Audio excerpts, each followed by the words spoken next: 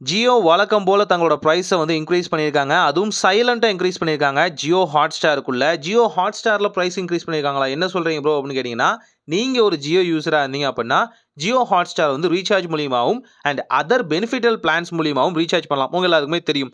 அதில் ஒரு பிளானை தான் இவங்க சூஸ் பண்ணி சைலண்ட்டாக ப்ரைஸ் ஹைக் பண்ணியிருக்காங்க. ப்ரைஸில் கை வச்சா கண்டுபிடிச்சிருவாங்க அப்படிங்கிறதுக்காக வேலிடிட்டி டேஸில் கை வச்சிருக்காங்க. ஸோ இங்கே ரூ. 195 அப்படிங்கிற இந்த பிளான் இருக்குல்ல, இந்த ரூ. 195 பார்த்தீங்க அப்படின்னா 90 டேஸ் வேலிடிட்டியோட தான் ஃபஸ்ட்டு இருந்து கொடுத்துருந்தாங்க. ஆனால் இப்போது அதை 30 டேஸாக மாற்றிருக்காங்க. 60 நாள் அப்படியே எடுத்துட்டாங்க. அதாவது இந்த ரூ. 195 நீங்கள் ரீசார்ஜ் பண்ணிங்க அப்படின்னா 90 டேஸ் வேலிடிட்டியோட 15 GB டேட்டா 90 டேஸ்க்கான ஜியோ ஹாட்ஸ்டாரும் கிடைக்கும். 90 to 90 அதாவது 15 GB 90 டேஸுமே வரும், கேரி அவுட் ஆகும். ஆனால் இப்போது இந்த ரீசார்ஜ் பிளானில் இருக்க விஷயத்தை வந்து குறைச்சிருக்காங்க 30 டேஸாக. 30 டேஸ்க்கு மட்டும் இந்த 15 GB இருக்கும். ஆனால் அதே நேரங்களில் ஜியோ ஹாட்ஸ்டார் பார்த்தீங்கன்னா 90 டேஸ் உங்களுக்கு கேரி ஆகும் அப்படின்னு சொல்லியிருக்காங்க. ஏன் இப்படி ஒரு விஷயம்?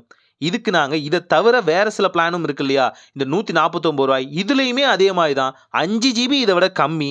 ஆனால் அதே 90 டேஸ்க்கு நாங்கள் ஜியோ ஹாட்ஸ்டார் சப்ஸ்கிரைப் பண்ணிக்க மாட்டோமா? இதுவும் அதே 30 டேஸ் தான். வெறும் 5 MBக்காக நாங்கள் எதுக்கு அதிகமான பணத்தை உங்களுக்கு கொடுக்கணும்? இதுக்கு யார்கிட்டயாவது பதில் இருக்கா? கண்டிப்பாக இருக்காது. இப்படி ஒரு நடந்துச்சு அப்படிங்கிறத நீங்கள் அனௌன்ஸ் பண்ணியிருக்கலாம் நார்மலைஸ்டாகவே. நாங்கள் அதுக்கு முன்னாடியே ரீசார்ஜ் பண்ணியிருப்போம். இது IPL சீசனும் போயிட்டுருக்கு. ஸோ யாரை ஏமாற்ற நீங்கள் ட்ரை பண்ணுறீங்க? எனக்கு அது மட்டும் தான் புரியல.